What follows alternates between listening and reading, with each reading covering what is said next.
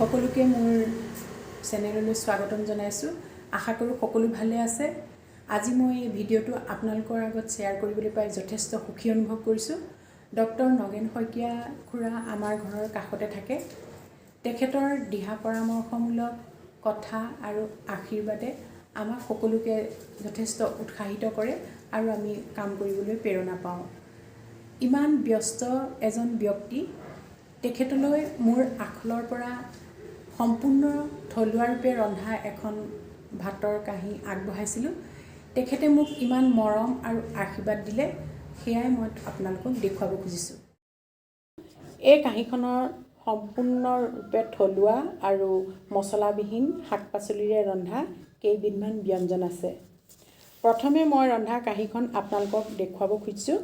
ইয়াত আছে নৰসিংহ কাৱৈ মাছৰ জোল, বাকলি থকা মগুমাহৰ লগত অমিতা আৰু ঔটেঙা দি ৰন্ধা এখন সিজোৱা দাইল, সৰু আলু সিজাই প্ৰথমতে বাকলি গুচাই তাৰপাছত বেজগাজৰ লগত শুকানকৈ ভাজিলোঁ, পচলা বুট দি ৰান্ধিলোঁ, জহা ভোল অলপ থুপথুপীয়াকৈ ৰান্ধিছোঁ, গৰৈ মাছ পুৰি পিটিকা কৰিলোঁ, কাচকল কেইটুকুৰামান শুকানকৈ ভাজিলোঁ, নৰসিংহ মানিমুনি মুচুন্দৰি মানধনিয়া জলকীয়া আদা নহৰু দি পেলাই চাটনি বনালোঁ, লগত নেমু আৰু জলকীয়া দুটা লৈছোঁ।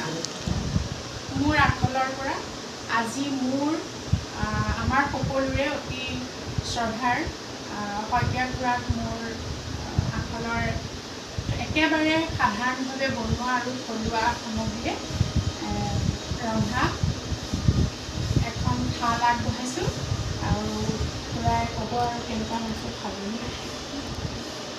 মই দেখিছোঁ যে গোটেইখিনি অসমীয়া ব্যঞ্জনেৰে সৈতে পৰিপূৰ্ণ এই কাঁহী মই অতি আনন্দেৰে গ্ৰহণ কৰিছোঁ আৰু পুৰণিৰ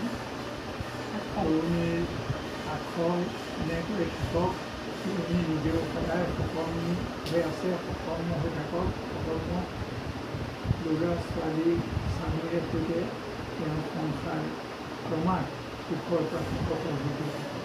এইখিনি অস্নেহ আশীৰ্বাদ তেওঁ জনায়। এয়া আমাৰ অতি মৰমৰ আৰু এগৰাকী আদৰ্শৱান খুৰী। তেখেতে পুৱাৰে পৰাই খুৰাৰ কাষত প্ৰতিটো মুহূৰ্ততে ছাঁৰ দৰে থাকে। সময়মতে খোৱা লোৱাৰ যত্ন লৈ খুৰাক কাম কৰাত সহায় কৰে আৰু সুস্থ কৰি ৰাখিছে। তেখেতে আমাক নিজৰ দৰে ভাবে আৰু আমাৰ প্ৰত্যেকটো খবৰে তেখেতে ৰাখে। ভগৱানৰ ওচৰত প্ৰাৰ্থনা জনাইছোঁ, খুৰা খুৰী সদায় সুস্থ হৈ থাকক, আমাৰ মাজত এনেদৰে থাকি আমাক দিহা পৰামৰ্শ দি আগবঢ়াই নিয়ক।